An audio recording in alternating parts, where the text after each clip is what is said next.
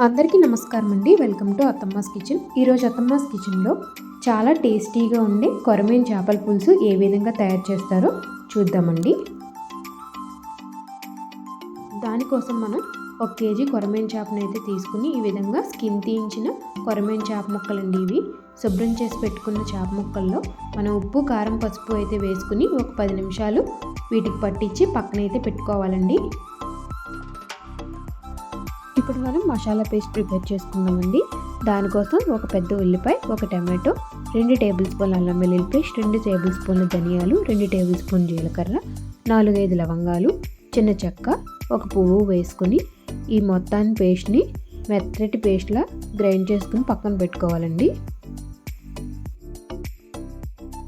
ఇప్పుడు ఒక వెడల్పాటి కడాయిని అయితే పెట్టుకుని అందులో 5-6 టేబుల్ స్పూన్ దాకా ఆయిల్ వేసుకోవాలండి.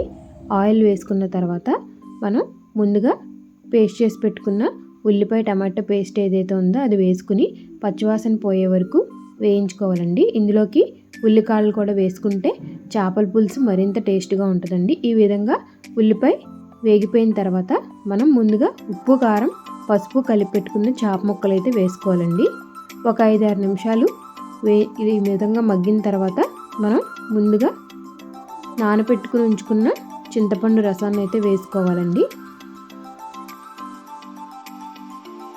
ఈ విధంగా చేపల పులుసు మరుగుతున్నప్పుడు మనం ఒక 5-6-7 పచ్చిమిరపకాయలు అయితే మజ్జిగ చీల్చుకొని వేసుకోవాలండి. ఒక 20 నిమిషాలు కుక్ చేసుకున్న తర్వాత ఫైనల్గా ఫిష్ మసాలా, కొత్తిమీర వేసుకుని సర్వ్ చేసుకోవడమేనండి. వేడివేడి కొరమేను చేపల పులుసు అయితే రెడీ అయిపోయింది. ఈ విధంగా ఒకసారి ట్రై చేసి చూడండి. చాలా అంటే చాలా టేస్టీగా ఉంటుంది.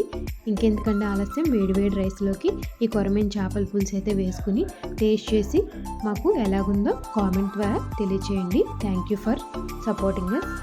ఒక్క లైక్ అండ్ సబ్స్క్రైబ్, కామెంట్ చేయండి. అలాగే వీలైతే షేర్ చేయండి. Thank you for watching.